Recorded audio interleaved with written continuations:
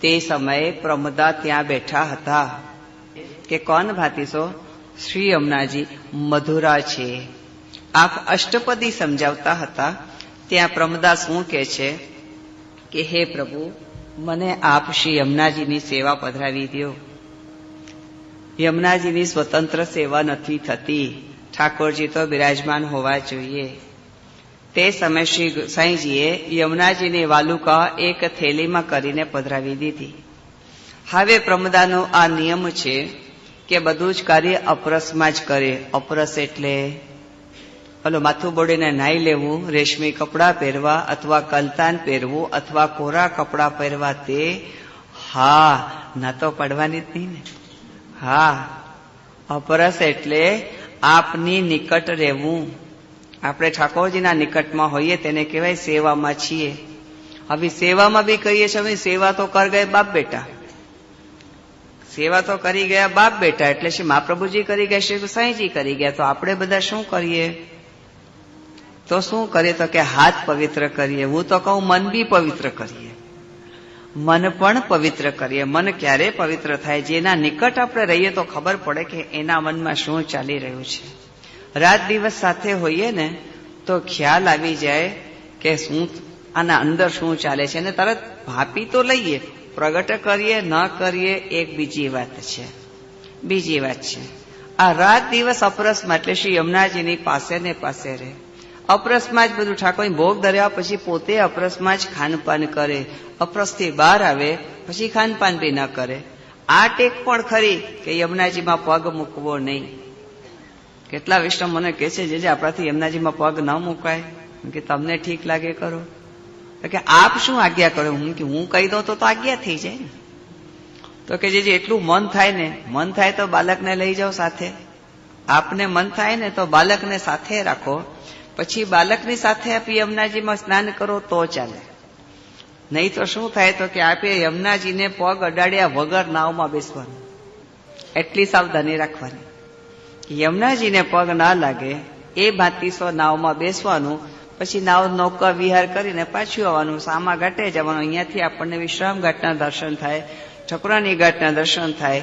ઓલા પુલ નીચેથી આવીને પાછું જરાક આંટો મારી આવવાનો. જવું જ યમુનાજીની ગોદમાં બેસાય વગર પગ લગાડે. યમુનાજીની ગોદ એટલે નાવ.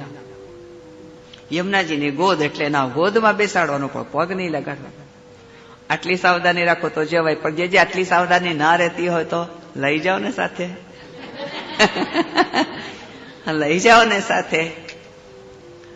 એ કહે છે કે જો મારી સાથે રાખવું હોય ને, રહેવું હોય ને, તો પેટમાં ભોજન ભરપેટ નહીં મળે, નહીં તો પોડી જાઓ તમે બધા. તો હું શું કરું? બધાના પોડિયાના દર્શન. એટલે આપણે જઈએ છીએ જયારે બ્રજમાં તો ખૂબ આનંદ કરવા માટે. એટલે પ્રભુના ગુણ ગાવા, જશ ગાવા, દરેક પ્રકારના સ્થળોની ઝાંખી કરવી, ત્યાંનો ઇતિહાસ જાણવો અને પ્રભુને ત્યાં દંડવત પહોંચાડવા, દરેક બેઠકજીમાં દંડવત પહોંચાડવા, દરેક સ્થળોમાં કે જ્યાં જ્યાં પ્રભુએ લીલાઓ કરી છે તેના દર્શન કરવા, ત્યાં દંડવત પહોંચાડવા, સવાર સાંજ યમુનાજીના ગુણ ગાવા, પદ બોલવા, આરતી બોલવા, સાંજ પડે રાજધારી પાસેથી રાસના દર્શન કરવા, અને રાત્રિએ પણ ભગવદ વાર્તા કરીને પછી સુઈ જવું. પાછા સવારના પોરમાં વહેલા ઉઠવું હોય, પાછું આપણે બેઠકજીમાં પહોંચવાનું હોય. આ અંદર બહુ પેટમાં જાય છે ને તો સીધી ઊંઘ ચડે છે. પછી ત્યાં એવું છે કે ઘડી ઘડીમાં જેમ અહીંયા ટેક્સી મળી જાય ને ત્યાં કાંઈ ના મળે. ચાલો એટલે બધું ડાયજેસ્ટ થઈ જાય. એટલે વ્રજ ખરેખર બહુ સુંદર છે. આ પ્રમદા ક્યારે પગ ન ધરતા. આપણે ધરશું કે નહીં ધરશું એ તો પછીની વાત છે, પરંતુ પ્રમદા નથી ધરતા આ વાત ચોક્કસ છે. એક દિવસ કોઈ વૈષ્ણવે શ્રી સાંઈજીના લાલજી, શ્રી બાલકૃષ્ણજી અને ગોકુલનાથજીને ચાળી ખાધી કે પ્રમદા ક્યારે પણ યમુનાજીમાં જલ પગ ધરતા નથી. આ બે બાળકો એવા છે કે વૈષ્ણવની પરીક્ષા બહુ કરે. બંને બાળકો એક બાજુ સામે જોયું. વિચારો વૈષ્ણવ કે જયારે બાલકૃષ્ણજીના દ્રગ વિશાલ છે, બાલકૃષ્ણજીના દ્રગ વિશાલ છે. શ્રી ગોસાઈજીના લાલજી, શ્રી બાલકૃષ્ણજી. બાલકૃષ્ણજી કહ્યું, બાલકૃષ્ણ લાલ કહું તો બાલકૃષ્ણ પ્રભુ થઈ જાય, જે મોટા મંદિરમાં અમારા પિયરમાં માથે બિરાજે છે તે. આ બાલકૃષ્ણજી શ્રી ગોસાઈજીના ત્રીજા નંબરના લાલજી, જેમની માથે શ્રી દ્વારકાધીશ પ્રભુ બિરાજે. કાંકરોલી ઘર એટલે મારું સાસરું પક્ષ. એટલે જેના માથે શ્રી એ બાલકૃષ્ણજીના દ્રગ વિશાલ છે અને શ્રી ગોકુલનાથજી રસના સંગ્રહ કરતા છે. જ્યારે વિષ્ણુએ આ વાત કરી કે પ્રમદા યમુનાજીમાં પગ નથી મૂકતા, ત્યારે બંને બાળકોએ એકબીજાને જોઈ લીધું અને જોવા જોવામાં વાત થઈ ગઈ. બાલકૃષ્ણજીના દ્રગ વિશાલ છે એનો મતલબ કે રસની ગહેરાઈ કેટલી છે બાલકૃષ્ણજી માપી લે છે. રસની એટલે ભક્તિ રસ, રસ એટલે ભક્તિ રસ. ભક્તિ રસની ગહેરાઈ કેટલી છે તે પાણી માપી લે. આપણી ભાષામાં કહેવાય પાણી માપી લે, પરંતુ અલૌકિક ભાષામાં કહેવાય રસની ગહેરાઈ માપી લે. અને ગોકુલનાથજીને સંકેત કરે. પછી ગોકુલનાથજી શું કરે કે તે રસનો સંગ્રહ કરે, એટલે એને પોતાની બનાવી લેવી. હવે આપણું, કારણ કે આ રસના ભોગતા માત્ર ગોવર્ધનધર છે. બંને એકબીજાને જોઈ લીધું અને ત્યાં શ્રી ગિરધરજીએ શું કીધું કે ભક્ત કી ભગવતી કી પરીક્ષા કબહુ ન કરીએ. ભગવતીની પરીક્ષા કબહુ ન કરીએ. પરંતુ આ બંને શું કે છે, દાદાભાઈ હમકો વાંધા નહીં. અમારા મોટા ભાઈને દાદાભાઈ કે, દાદાભાઈ હમકો વાંધા નહીં, એટલે અમારું મન છે, અમારે જોવું છે. પછી આપ કઈ બોલ્યા નહીં, એટલે શ્રી ગિરધરજીએ કઈ કહ્યું નહીં. ટોક્યા મગર રોક્યા નહીં. કહેવાનો તાત્પર્ય કે ટોક્યા, અરે ભાઈ ભગવતી કી પરીક્ષા કબૂ ના કરીએ, ટોક દઈએ. પરંતુ જો રોકી દે, નહીં આ રોકવું નહીં, આજ્ઞા નથી તો રોકાઈ જાય. ટોકવું અલગ અને રોકવું અલગ. ટોકવું અલગ અને રોકવું અલગ. અહીંયા તો ટોક્યા મગર રોક્યા નહીં, એટલે હમકો વાંધા નહીં તો વાંધા નહીં, ચલો. બંને બાળકોએ પ્રમદાને કહ્યું કે પ્રમદા આજ તુમ હમારે સંગ ચલો.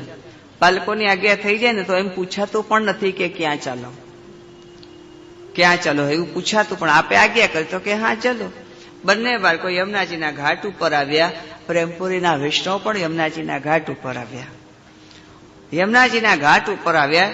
બંને બાળકોએ નાવ કરી અને બધા બિરાજ્યા. એમાં પ્રમદા પણ બેઠા, બધા વૈષ્ણવ પણ બેઠા. નાવ આગળ ચાલી યમુનાજીના પુલીન ઉપર જઈને થોભાવી. યમુનાજીનું પુલીન એટલે ચારે કોર જલ અને વચમાં ટેકરો. વચમાં જે ટેકરો એને પુલીન કહેવાય. ત્યાં નાવને અટકાવી અને બધા એમાંથી બહાર ઉતર્યા. ઘડીક વાર માટે તો યમુનાજીના ગુણ ગાયા, કીર્તન કર્યા, આનંદ મંગલ કર્યું. એમાં પ્રમદાએ પણ આનંદ મંગલ કર્યું. પાછી નાવ બોલાવી અને બધા એમાં બિરાજી ગયા. બંને બાળકો પણ બિરાજ્યા. આ પ્રેમપુરીના તમામ વૈષ્ણવ પણ બેસી ગયા. પ્રમદાને શું આજ્ઞા કરી કે પ્રમદા તુમ યહીં રૂકો, હમ વહાં પે જાકે ફિર તુમકો વાપસ નાવ ભેજે તબ આइयो. અરે બધા ભેગા આવ્યા તને પાછા ભેગા જ જઈએ ને. પણ એવું નથી પૂછાતું, કારણ કે યમુના મધુરા છે. કોણ બાતીસો મધુરાનો એવી તે કઈ યમુના મધુરા છે એ અનુભવ તો ખાલી પ્રમદા જ કરશે, બધા થોડા કરશે. બધા તો શું કર્યું છે તો કે ચાડી ખાધી છે. બધાએ તો ચાડી ખાધી છે કે પ્રમદા કદી યમુનાજીમાં પગ મૂકતા નથી અને તેની પરીક્ષા લેવી છે. બાળકોને વાંધો નહીં, કારણ કે બાળક તો સ્વરૂપ છે. બાળક તો સ્વરૂપ છે. સ્વરૂપ તો ચાહે સોય કરે. અને પ્રભુ ચાહે સોય એટલે એમાં પ્રમાણ બતાવે છે કે તમે જેની ચાડી ખાઈ રહ્યા છો તેના ઉપર કેટલી કૃપા છે જોઈ લો, નજરે જોઈ લો. એના માટે પરીક્ષા કરે છે, એના માટે નહીં કે એને નીચું દેખાડવું છે. બાળક કદી કોઈને નીચે ના દેખાડે. કોઈને કોઈ કારણ હોય તો જ આવી લીલા થાય કે જોઈ લો તમે જેની ચાડી ખાઈ રહ્યા છો તેના ઉપર કેટલી બધી કૃપા છે. પ્રમદાને કહ્યું તમે અહીંયા જ રહો, અમે પાછું જયારે નાવ મોકલીએ ત્યારે આવજો. પ્રમદા કહે જે સી આજ્ઞા. પ્રમદા ત્યાં જ રહ્યા. બધા નાવમાં બેસીને પાર થઈ ગયા. નાવ પણ બંધાઈ ગઈ. બધા કિનારા ઉપર બેઠા છે. બધા જુએ છે કે પ્રમદા શું કરે. સાંજનો સમય થવા આવ્યો, ઉત્થાપનનો સમય આવ્યો અને પ્રમદાને લાગી ચટપટી. કોણ ભાતીસો ઘરે જાઉં અને શ્રી યમુનાજીના જલની જારીજી ભરું. ઉત્થાપનનો સમય થઈ ગયો, બાળકને કઈ કહેવાય. બધા ત્યાં ને ત્યાં જ બેઠા છે. બાળકો પણ ત્યાં જ બિરાજમાન છે અને પ્રમદાને જોયા કરે છે. નાવ તો અહીંયા બંધાયેલી છે. જ્યાં સુધી બાળક આજ્ઞા ન કરે નાવ છૂટે નહીં. નાવને કોઈ છોડી શકે નહીં. બધા બેઠા છે. પ્રમદાએ શ્રી યમુનાજીને વિનંતી કરી કે હે યમુનાજી મારી ટેક રાખજો, કારણ કે એને જયારે પાર આવવું છે તો પગ તો મૂકવું પડશે ને, તરવા માટે પણ અંદર તો આવવું પડશે. કોણ બાંધીશું? પડશે એટલે પરાણે. હ પડશે શબ્દ આટલું તો કરવું પડે ને, પડે એટલે પરાણે. પરાણે કોઈ કાર્ય નહીં કરવાનું, બહુ પ્રેમથી કરવાનું, પ્રેમથી કરવાનું. પરંતુ આ યમુનાજીને વિનંતી કરે છે પ્રમદા કે હે યમુનાજી મારી ટેક રાખજો, આપને કોણ ભાતીશો, પગ લગાડો, મારી ટેક રાખજો કે હું નહીં લગાડી શકું. જ્યાં ટેક વિનંતી કરી ત્યાં જ શ્રી યમુનાજી સુવર્ણ કમલ બનીને આવ્યા.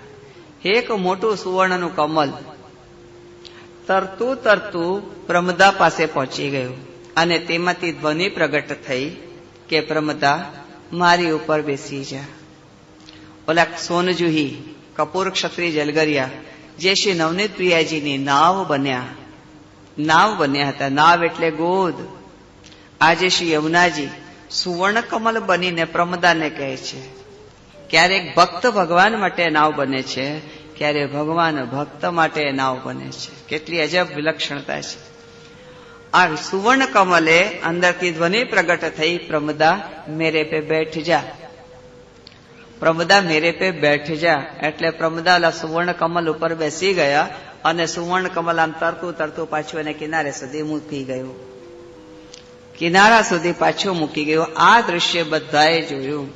પછી બાલકૃષ્ણજી અને શ્રી ગોકુલનાથજીએ એકબીજાની સામે જોયું કે આ રસની ગહેરાઈ સંગ્રહિત કરવા લાયક છે. આના ઉપર જે શ્રી યમુનાજીની કૃપા છે કે કહેવાનું તાત્પર્ય શું કે એક સમય કપૂર ક્ષત્રિય જલગરિયા નવનીત પ્રિયાજીની નાવ બન્યા. આજે શ્રી યમુનાજી ભક્તની નાવ બન્યા. માટે યમુના એવી તે કઈ યમુના મધુરા છે, એવી તે યમુના મધુરા છે કે જે ભક્તને પાર ઉતારે. નાવ એટલે પાર ઉતારવા વાળી યમુનાજી સુવર્ણ કમલ બનીને આવ્યા અને પ્રમદાને પાર ઉતાર્યા. એવા તે યમુના મધુરા છે. ઇતિ યમુના મધુરા. આપણે 41 પદમાં લખી લીધું હતું, ભક્ત કો સહે ભાર દેત જુ પ્રાણ આધાર અતિહી બોલત મધુર મધુર બાની. એમાં યમુનાજીનો આ પ્રસંગ આવ્યો હતો.